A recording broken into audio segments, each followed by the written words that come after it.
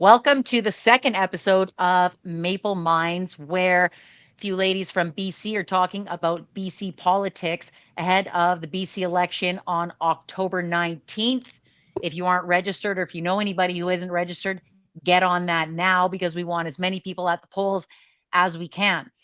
I'm Christy. That's Sherry. That's Maple.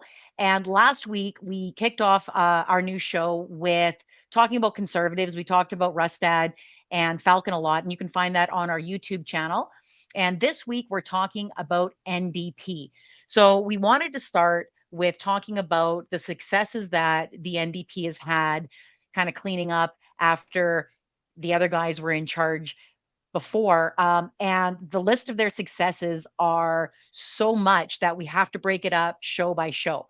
So today we're going to talk about the things that the NDP has implemented to save British Columbians money, and then at the end we're going to see what you guys want to see next week. We're going to talk about either housing, healthcare, education, or reconciliation. One of those four, whichever one of those you want to see us talk about next week, you can put in our comments, either here or on our TikToks or wherever you're watching this. Okay, so I am going to start with asking Sherry to start us off with the start of the NDP. What was their first big move? Their first big impressive move? So the very first thing they did, and actually this is very personal to me because in 2017 we had no vacancy rates in the city of Vancouver, absolutely none, zero. And my family had been given a notice to vacate in the home that we were renting in the west end of Vancouver. And it was extremely hard for us to find another place.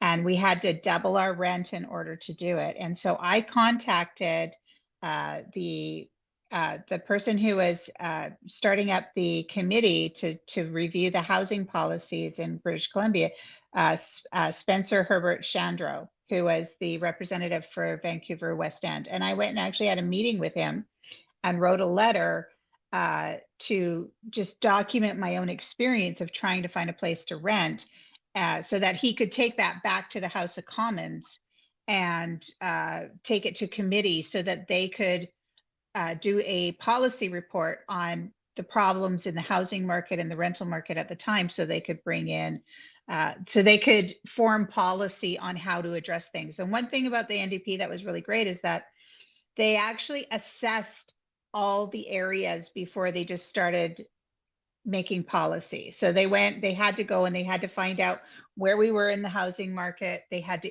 they contracted the Cullen report to see how the money laundering. Is this going to go into more of a saving money direction or a housing direction? No, it's going to go to saving money direction. Just But I'm making just saying, sure, you asked me making the sure big we're on things the that right they did. road. Yeah. Well, Yeah, okay. So if we're talking about just hardcore dollars, the very first thing they did that's was it. they That's what eliminated this episode's about. Hardcore dollars. Yeah, they eliminated MSP. That was the very first thing that they did. No, we were the only province that was paying out-of-pocket MSP premiums, which weren't actually going to our medical coffers. They weren't going to healthcare, they were going to the general coffers, and they were using them to make the budget look like it was balanced. And so the very first thing they did was they eliminated medical services plan fees for everyone in the province. That was the very first thing they did. And let's talk money laundering. Talk about the Ah, Cullen report. yeah. So David Eby was appointed Attorney General, and the very first thing he did was commission the Cullen report, which was a Sorry, I'm yeah. just gonna because there might be people who are unfamiliar. They hear David Eby and they know that that's the guy that's running for election right now. But we're not Mhm. talking about him as a premier because No, at the time it was he was Horgan. Just wanted to yeah. clear up. So Horgan was the guy that first led the NDP into power in 2017. Yeah. David Eby is the attorney general, commissions the Cullen report to look into money laundering. Go ahead. Okay, so it had been widely suspected, and actually it was an open secret by this point that there was massive money laundering happening, not only in Vancouver's real estate market, but in our casinos and in our luxury goods market. And so they commissioned the Cullen Report to study what was going on. It was so bad here, actually, that we were known globally as the Vancouver model. There's an actual name for the money laundering that happened here because we were so easy to launder money through. It was called the Vancouver model, and they taught it. They taught Yeah. it to their security people all over the world. Yeah, As somebody who spent a lot of time in the casinos during that time, I was yeah, playing a lot of poker then. I was in the poker room all the time, and yeah, yeah, it was the talk. yeah.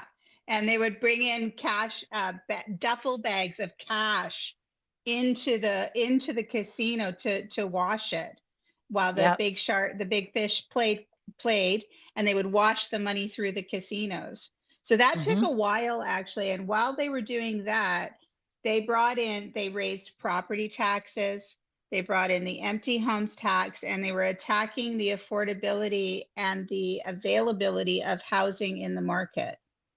So they eliminated MSP premiums first off. They eliminated tolls on all the bridges. They put a rent, they put a, yeah, and they reduced the ICBC costs substantially. Thank you, Franan. Yeah. They also tackled ICBC right away, and ICBC was covered off in that Cullen report, I believe. But they did a deep dive into ICBC to see why people's insurance premiums were so high. And what they found was that the BC Liberals had actually skimmed money out of ICBC into the general revenue stream in order to make it look like they were balancing the books, but they did it to the detriment of the drivers of BC. And so our premiums were going up through the roof, and any profits that were coming out of ICBC and BC Hydro, they were skimming off. Instead of giving relief to people, they were using it to make it look like they were balancing the books. And I think that's important for people to know because the conservatives seem to have a better reputation with the books, right? Yeah, Anytime that somebody is commenting on my videos, "Oh, we can't have NDP anymore because, we can't afford it." The conservatives run their campaigns on, "Oh, we can't afford these guys. Look at yeah, us. We balance the books." Well, in BC, you balance the books by skimming off of crown corporations. yeah, So and raising utility rates, because remember, our BC Hydro is Crown. Fortis Yep. is a private entity, but BC Hydro is a Crown corporation. And there was outcry because they kept raising the BC Hydro rates as well, right, during that time. So there was no housing, there was no vacancy rates. Housing was going for hundreds of thousands of dollars over ask. Our utilities were going up, and they were allowing Airbnbs to flourish, which was impacting the rental market, which was increasing prices. And they were charging us all these other service fees as well. So anyways, ICBC was in the shitter, pardon my language. And they had to review ICBC as well. And to quote David Eby, he called it a dumpster fire. yeah, I remember that, and ICBC, it was a yeah, dumpster fire. yeah, So and with the conservatives, a lot of people, when I say, "Why would you vote conservative?" They say, "Well, I just know that I had more money in my pocket when the conservative government was here." And I don't when we talk about these things that they did, like they eliminated, MSP, they fixed ICBC, BC Hydro, they also gave everybody a credit in BC Hydro at the end of 2022. yeah, they did. Um, they they killed off the bridge tolls. Yes, That's it. We talked about this yeah, briefly last time. yeah, I can't get anywhere without going over bridges. It was costing right. me money, um, personally. So that's Yeah. that's a good one for me. I was happy with the elimination of that. They And there also was, raised sorry, Go ahead. sorry to interrupt, but there was no carve outs for businesses. Like, we have a business. So if we were working in Surrey and we had to go over Alex Fraser, we had to pay every time we went over a bridge. There Yeah. was no carve out for small businesses, right? There Which was should lots. have been which should have been a thought ahead of time because I heard a lot of those complaints from other Yeah. small business owners at the time of the tolls. The tolls sucked. Nobody liked the Oh tolls. man. There isn't a Yeah. single person who liked the tolls. Maybe No. Rustad. So what was Uh, happening with the conservatives is they were putting downward pressure on the middle income demographic and the low income demographic. And while the corporations and the 1% and the developers were getting tax breaks, ridiculous tax breaks, like being able to buy a piece of property for speculative for building at some point down the road, snap it up at a lower at a lower market rate, they would be able to hold these properties that they would eventually build apartment buildings on, but then they were allowed to throw up community gardens on them, a bench, like a dump truck full of gravel and a park bench, and they wouldn't have to pay any tax, holding tax. They wouldn't have to pay property tax on the property, on the land. That was under the Liberals.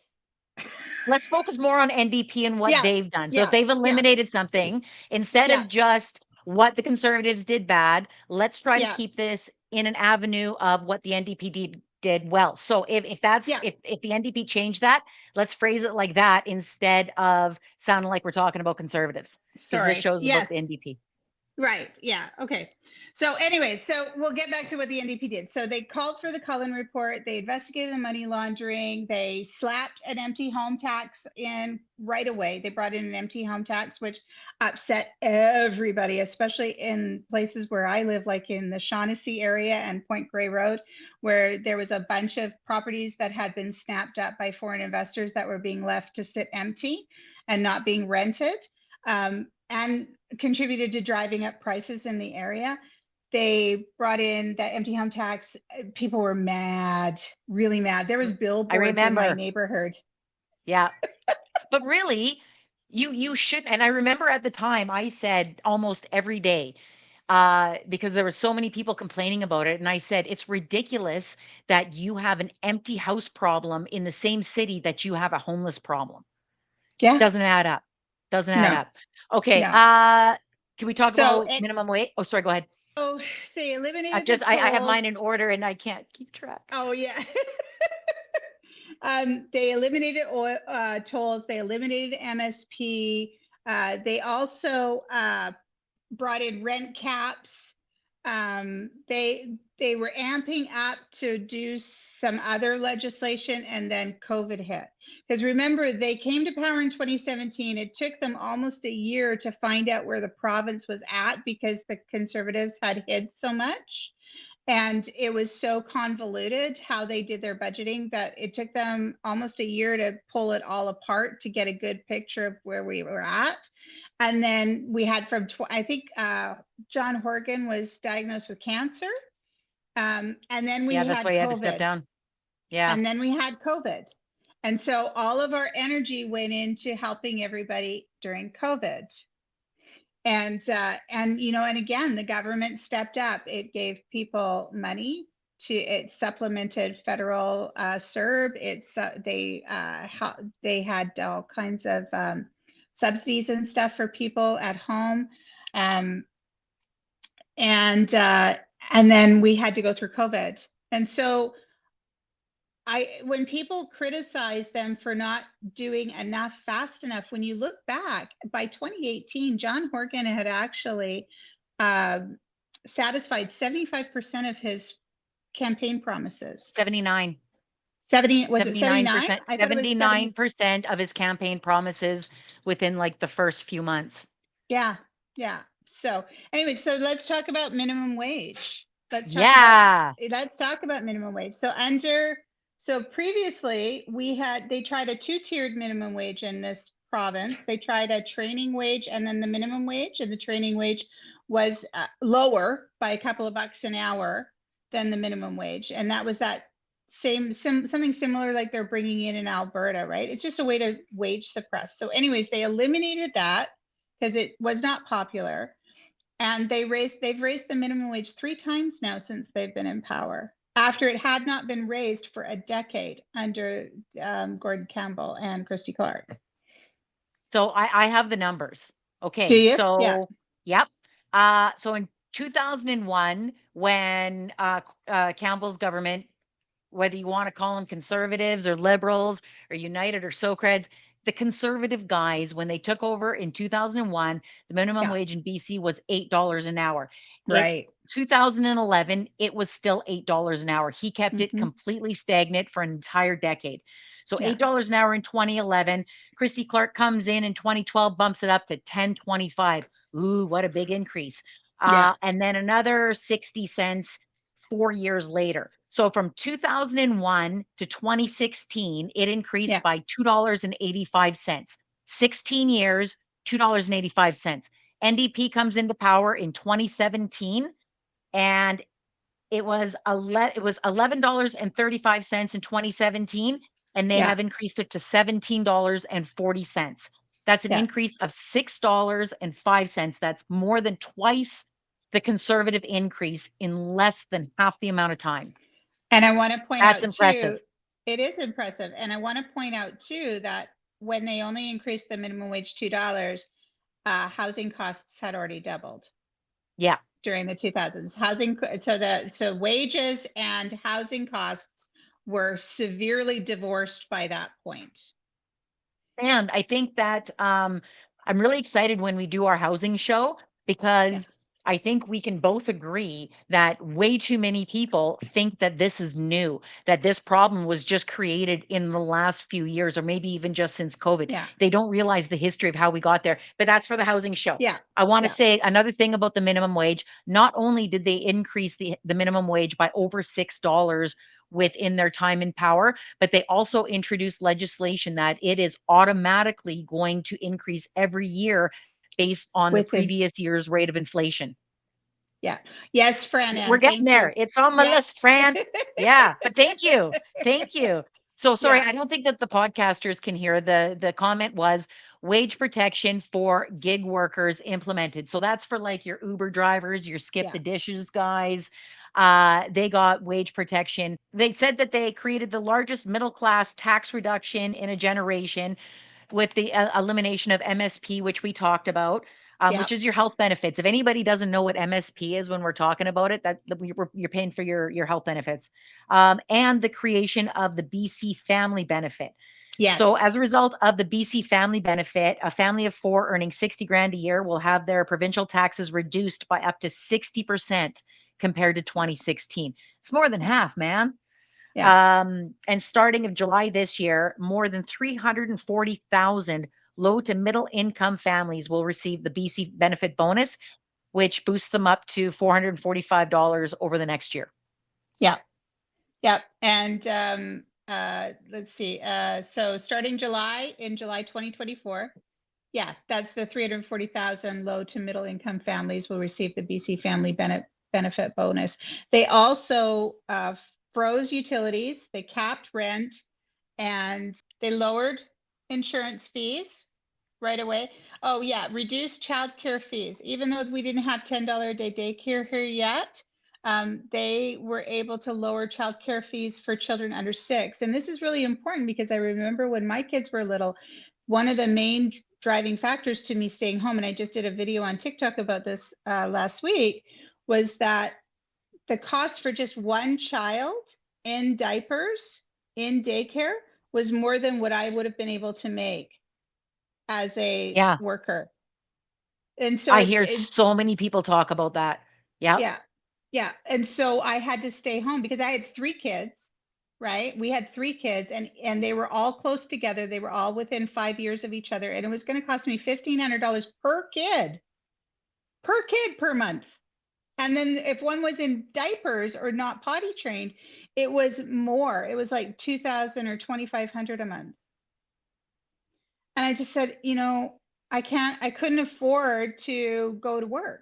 And so we actually ended up, it hurt us because for almost a decade, I couldn't work because unless I wanted to work nights or weekends and never see my kids or my husband or anything like that. Yeah. Um, I think a lot. Sorry, go yeah, ahead. and it impacted a lot of people, right? Yeah. So So and that does help with reduce childcare fees by an average of 50%. So they cut. So if it was yeah, 1,500, 750, huge savings yeah, from 2019 levels.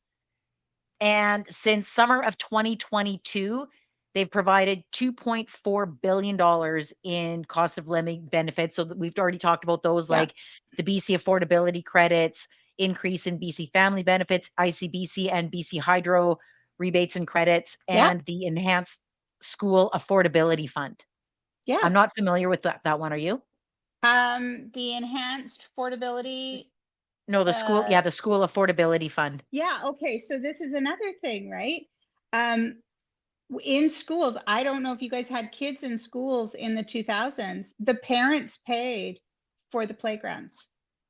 The parents paid for Really? playgrounds on school grounds because the government wouldn't fund them.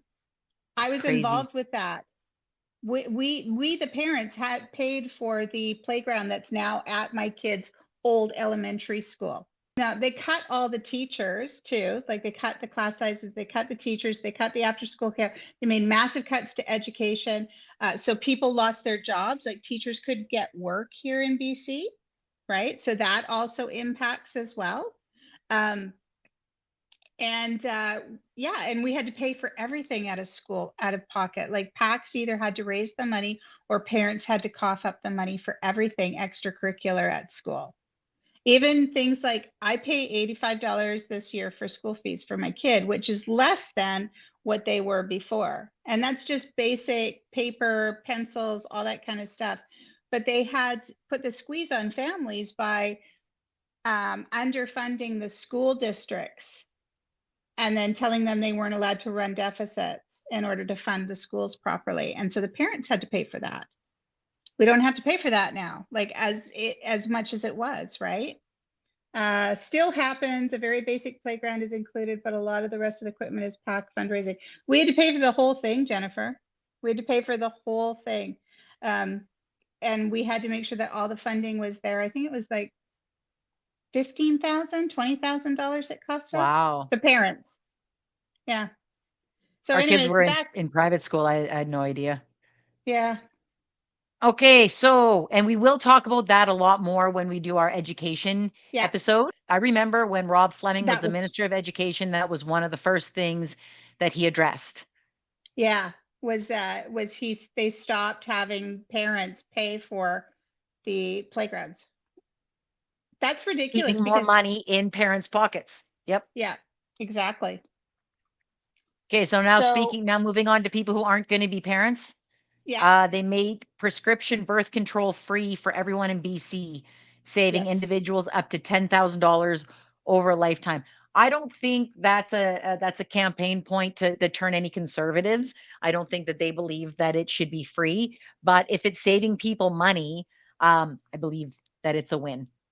Yeah, I do too. And like what people don't understand about birth control is it's not just for not getting pregnant. Birth control is prescribed for women for everything, for Mhm. everything. Anything to do with hormones, you're prescribed birth control, all the way to menopause, Yeah, right? And they're $50 a month. And if you don't have yeah, pharmacare, you're paying that out of pocket. People don't think of the long-term costs of something like that either, right? yeah. One free IVF round. That's right. They did also include one free IVF round in that legislation. So your first round of IVF in BC is free.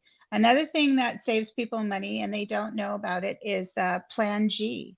Plan G covers psych meds through pharmacare in BC I because didn't we know have that. fair pharmacare in BC. So if you're required to take psych meds, and what we mean by psych meds, I hate calling them that, but we're talking like ADHD medication, anxiety medication, medication for OCD, any of those medications that you need to have for any of your mental health conditions, you can download a Plan G form off the internet for British Columbia, fill it out and get your doctor to fill it out and fax it to the Plan G office.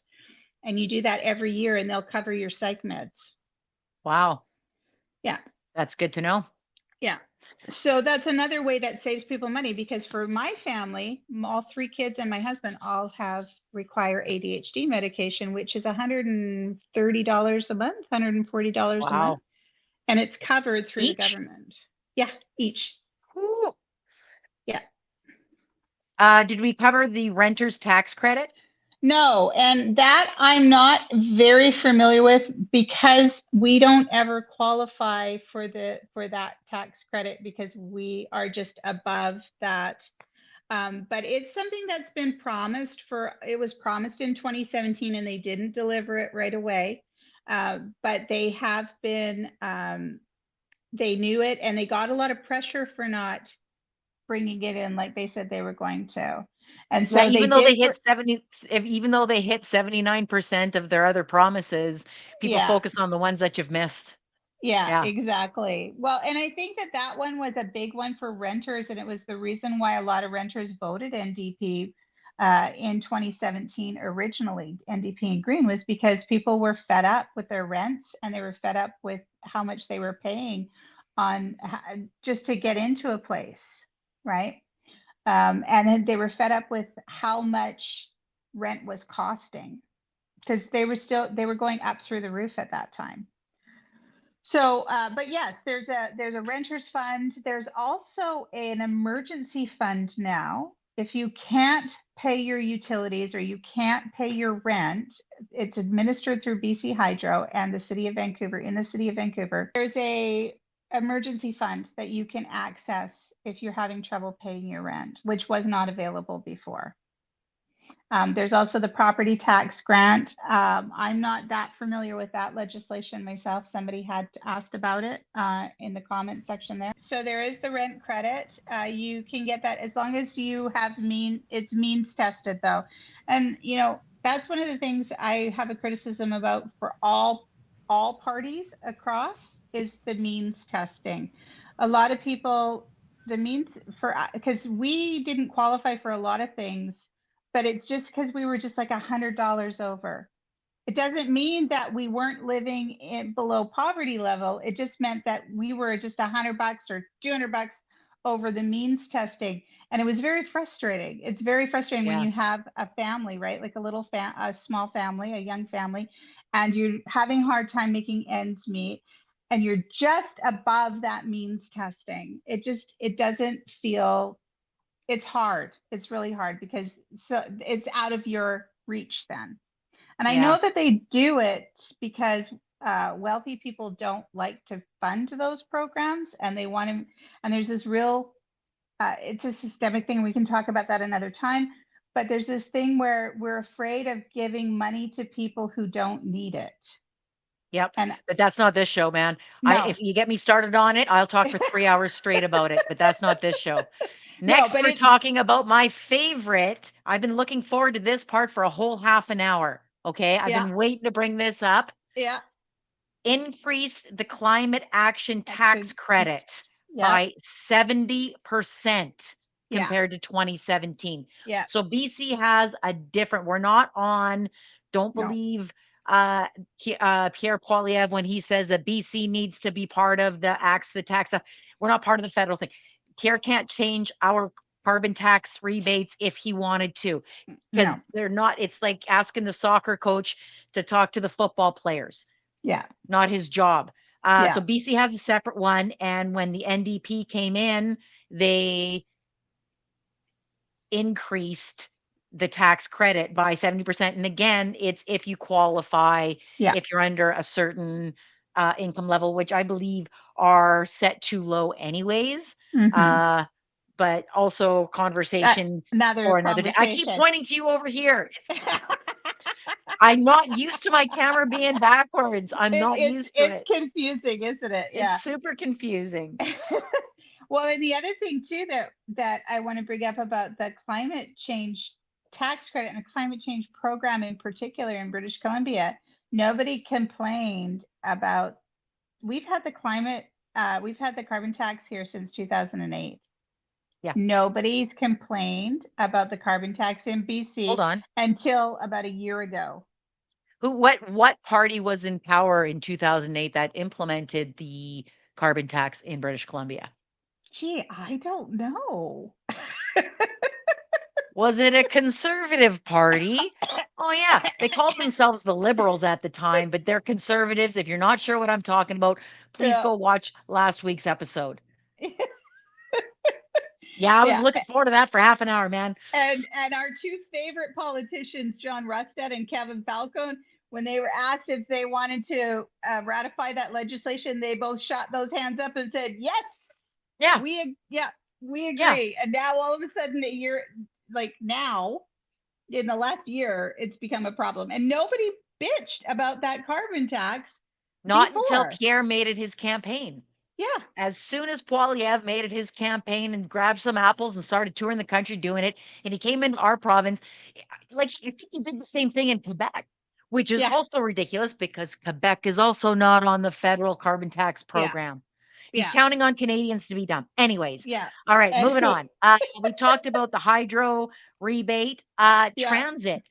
The NDP made transit free for kids for under kids 12. under 12. And that's a huge That's deal. Maybe huge. not so much like in the interior.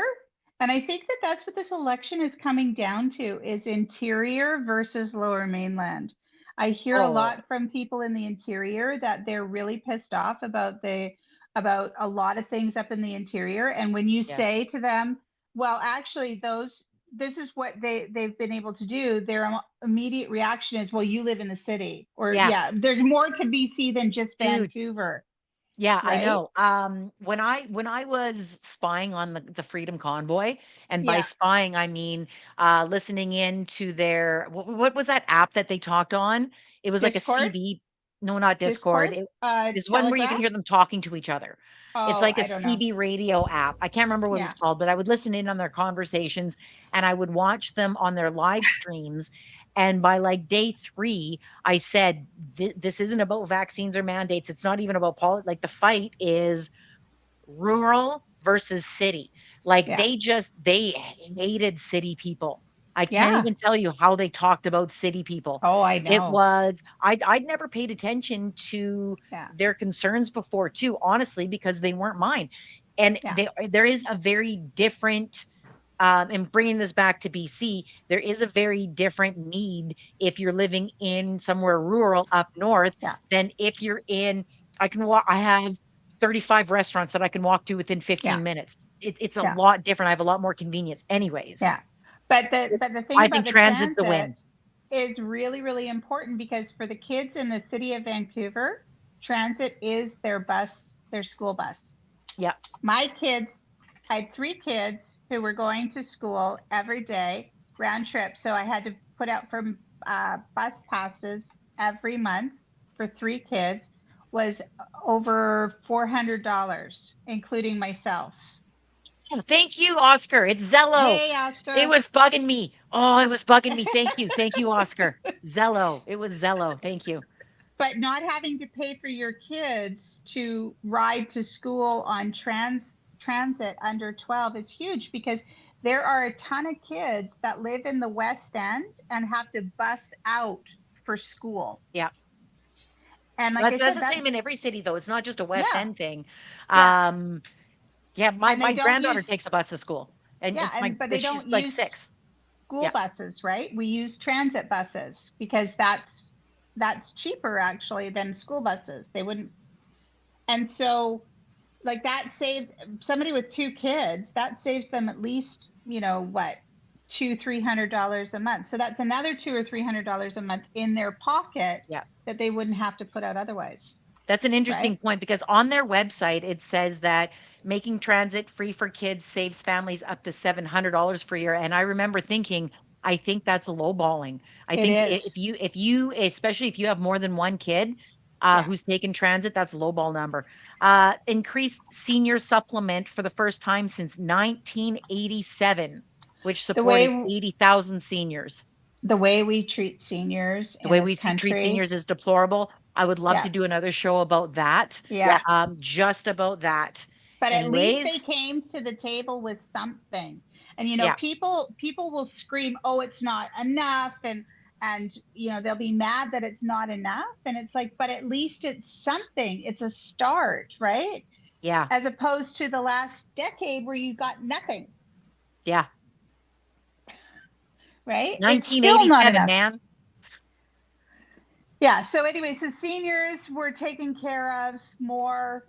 Families were supported more financially. There's been rebates and and kickbacks. I mean, other than grocery prices going up, I have to say, like, things have been less expensive for us, other than rent and groceries. I think Overall, things have been less expensive. I think that there's a lot of businesses that are trying to recoup losses from COVID. Yeah. That's just my personal opinion. Yeah. But I would like to remind any conservatives, in case they're watching and disagreeing with how happy we are with the raising of minimum wage or with certain programs, where seniors are getting extra money or families are getting credit, because we know how conservatives feel about giving money to people that Yeah. they feel that, should just be, using bootstraps and shit. Uh, the point I'd like to make is that poverty is expensive. Yes. If you don't want to have to pay for extra cops to deal with crime, fix your poverty. The Yeah. more money that people have in their pockets, the more money that they're spending on businesses within the community. And those Yeah. businesses are also run by conservatives. Yeah. Just saying, like, don't you want your customers to have money? Why do you only want a certain part of the population to be able to support your business? Yeah. Okay, rant over. Moving on, moving on. Okay, They've also students. stabilized, Go ahead. sorry, they've also stabilized gas prices in the province. I'm They've not sure if, stabilized, hold on though.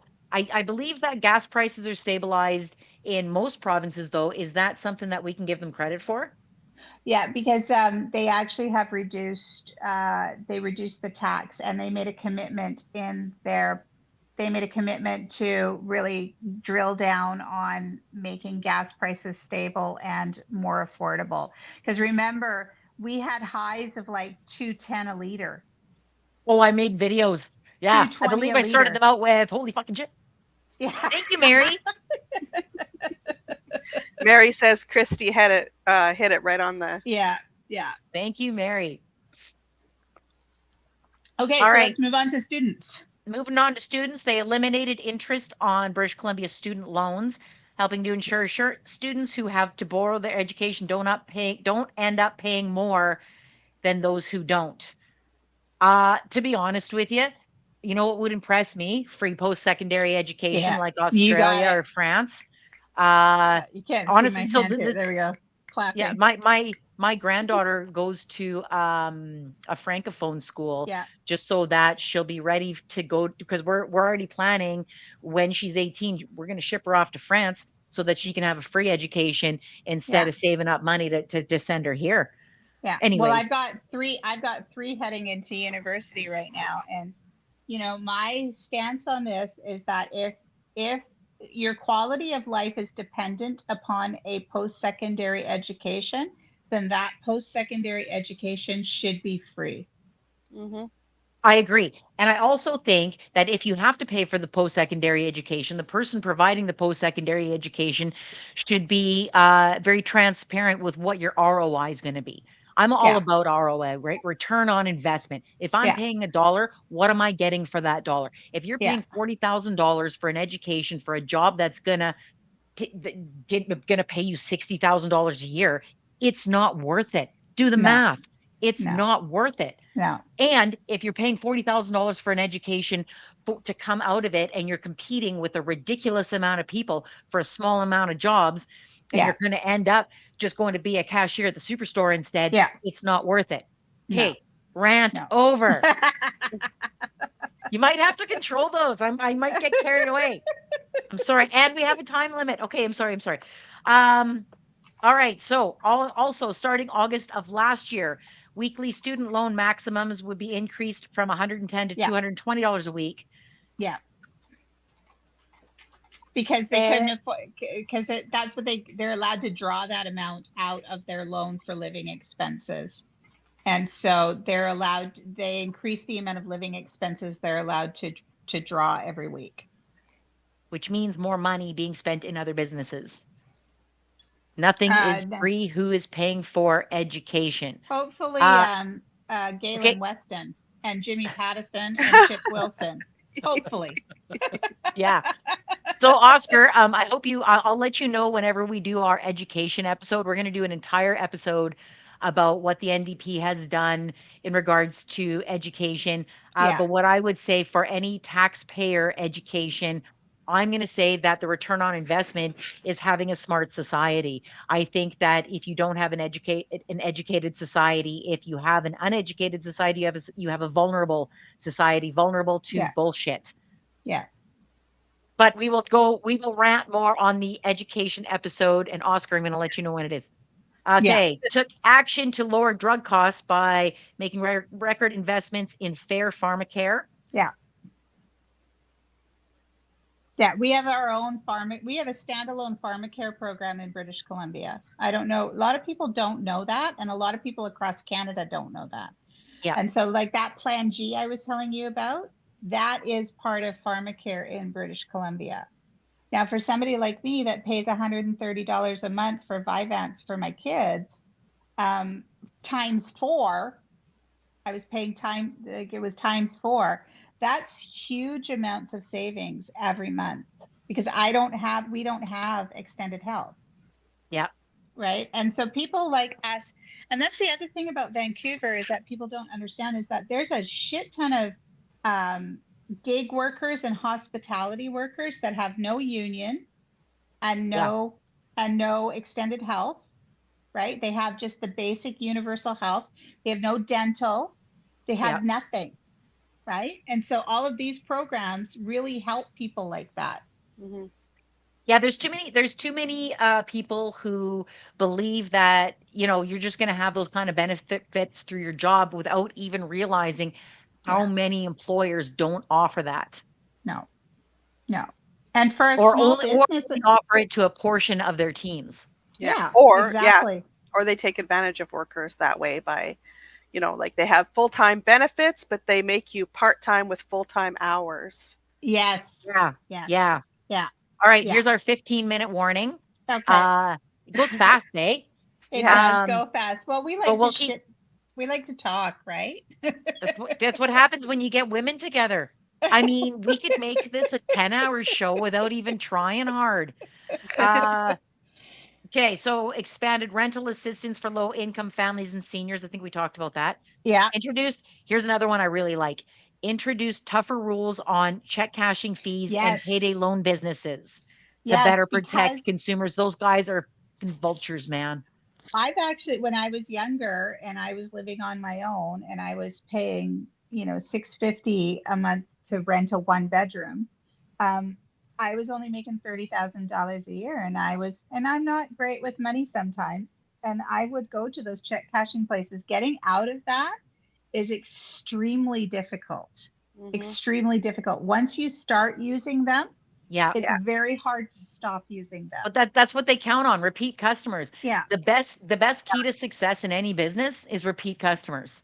yeah, Just saying. yeah, I use I exactly. use those a lot too, and then I had to wean myself off. Like instead of like if I took a $50 loan, I would have to next time take a 40 and then a Oh, that's 30 a and then smart a way. 20 and Yeah, then Yeah. 10 just to get yeah, off of it. yeah, Yep, that's smart.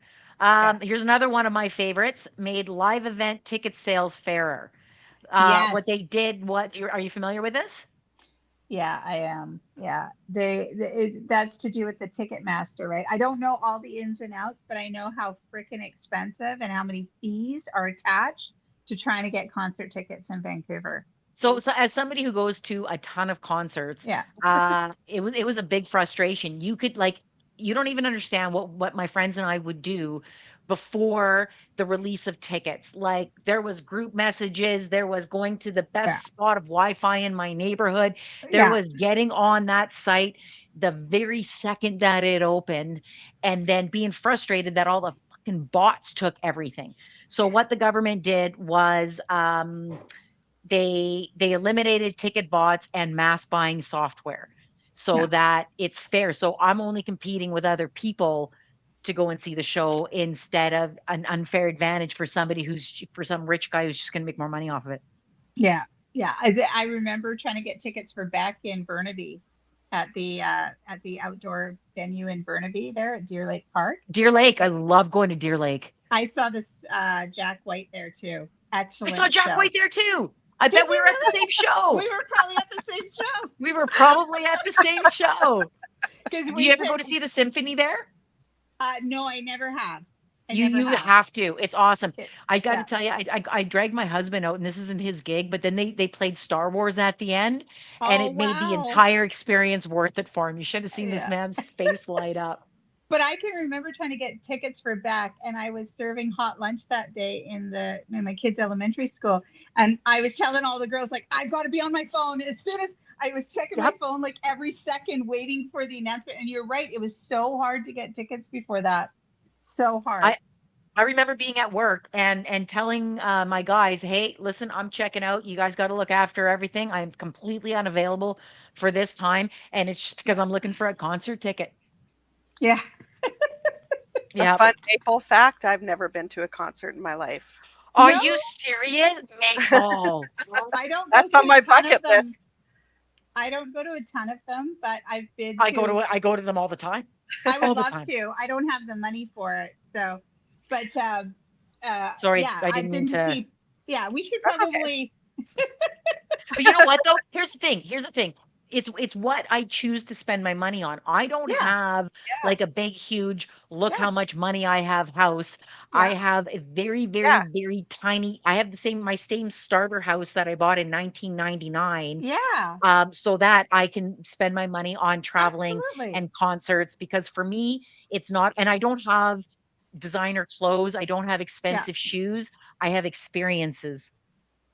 So Fran Ann Oh, says, "Are you putting together some sort of document to highlight these achievements? We can Um, post on our social media accounts." so I can shoot you the link, Fran, that we used. I can send you a copy of that link that we used to go over this. It's the what's it called? Hang on a second. It's called NDP caucus. yeah our new yeah the New Democrat BC Government Caucus. It's the our New Democrat BC Government taking action for you since 2017. So Also, I'll send. Fran, sorry, go ahead. Oh, go ahead. Go ahead.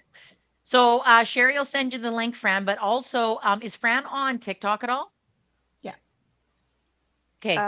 Uh, So Fran, I'm not sure if you follow me, but I'm going to do a video too, just to recap stuff that we've talked, because nobody's going to watch like a full, anybody who won't watch a full hour. I'm just going to make a 3 minute video talking super fast with just bullet points of what we Yeah. talked about. So if you want to share that on your social media, that would be awesome. And this is just one of many episodes. We Yeah. haven't even gone into their poverty reduction. No. We're also going to be talking about what they've done for education, what they've done for the health industry, what they've done in regards to reconciliation, and what's my other Oh, one? Housing. housing. Yeah. yeah, So, Yeah. house, oh, don't forget they put period products in schools right across British Yes, Columbia. that's right. Yeah. Yeah, free period Free. products. Yeah. For everyone. Yep. Let's see what else. Uh, yeah, BC Hydro. They were cleaning up the mess of BC Hydro. BC Hydro had been bled dry before 2017, and they've passed new legislation since that says that any kind of profits for ICBC and BC Hydro have to be rebated back to the consumers instead of going into general coffers, which is amazing. It's absolutely amazing. I'd Um, also sorry. no, go ahead. They we didn't get into workers' rights, but as long as we're talking about putting more money into the pockets of Canadians, they introduced 5 days of paid sick leave per year for Yes. BC workers. Now that's something that normally you would only get like if on a salaried position. Um, and for some companies, it's only if you've been there for like a certain amount of time. Yeah. And I think that that's horrible because I think that that encourages people to go to work when they aren't well, which isn't good for society. Well, nobody in the trades get paid for sick Yeah. days if they don't go to work unless you're in a Which, union. yeah. Right, when my husband has to be when my husband is sick, like when he had to have his ankle fused and he was off for a month and a half, we had to work for 10 years first to save up the money for him to be able to take that time off. My um God. yeah, and it cost us almost $20,000 out of pocket to have him not work for 6 weeks. Yeah. A decade. Yeah. That's crazy. Yeah. So he worked actually on a broken ankle, which had been pinned. He worked on an ankle that was bone on bone for about 10 years using oxycodone to soften the pain, because Holy. we don't have we're a small business. We're a Yeah. very small business. So we have no extended health. We have no insurance, like health insurance or anything like that. We have no uh, outside of workers' compensation. But if you can't workers' compensation, you got to fight them for everything, Yeah. right? You got to fight them for everything.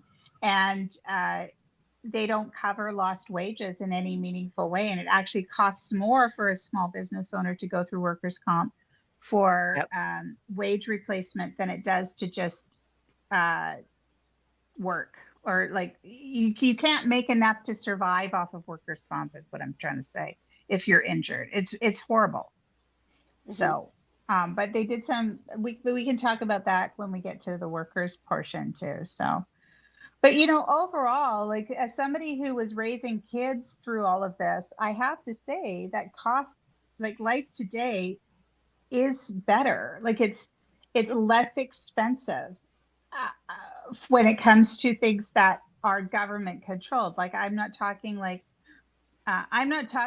out of pocket fees for private enterprises like groceries and things and gas and things like that, like things that go to corporations. I'm talking about like we don't pay MSP premiums. That's $150 a month back in my pocket. I don't pay for anybody's monthly I don't have to pay for monthly transit passes for my kids. That's another $300 in my pocket every month.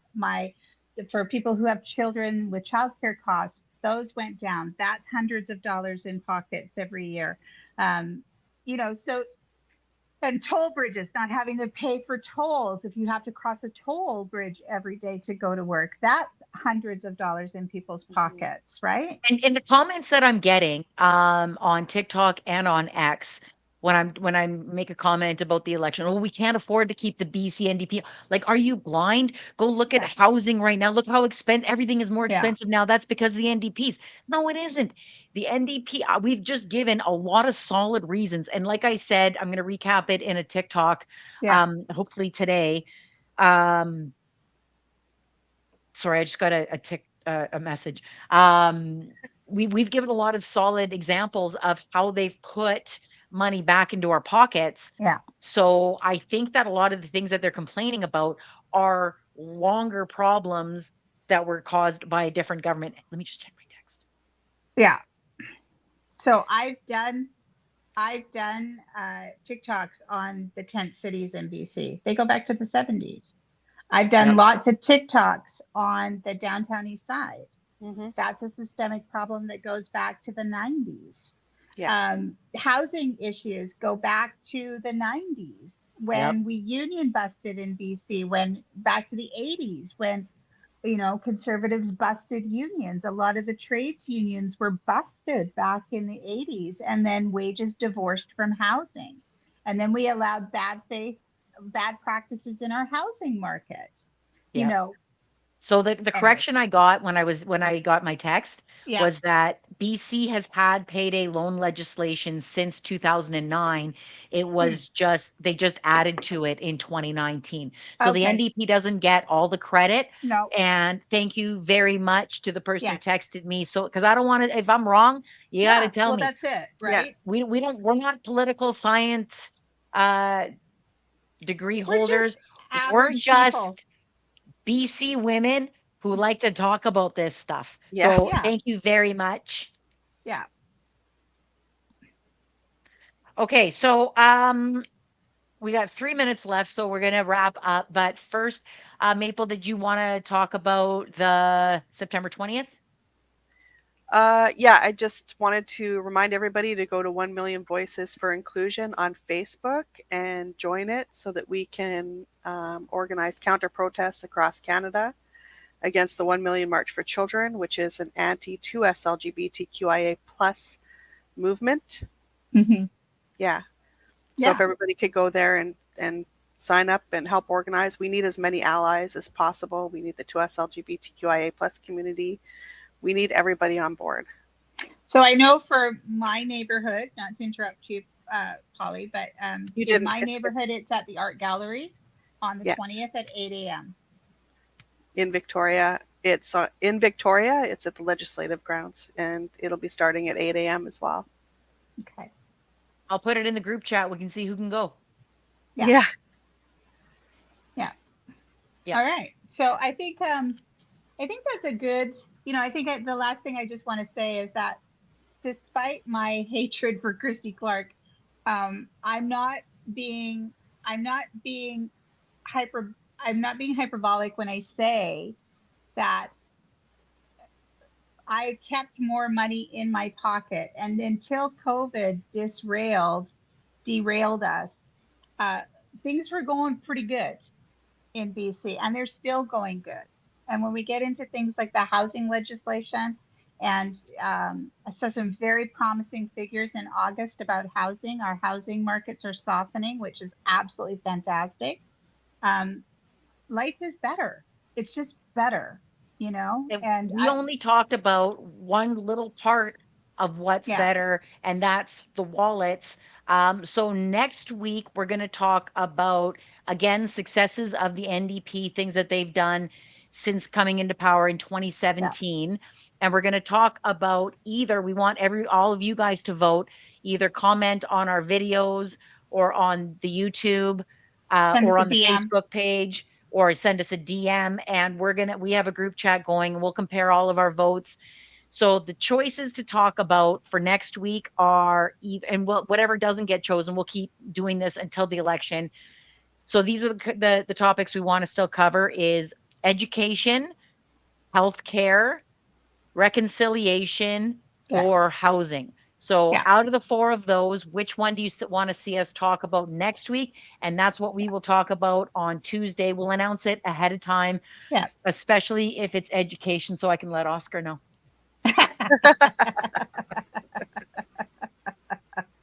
Yeah.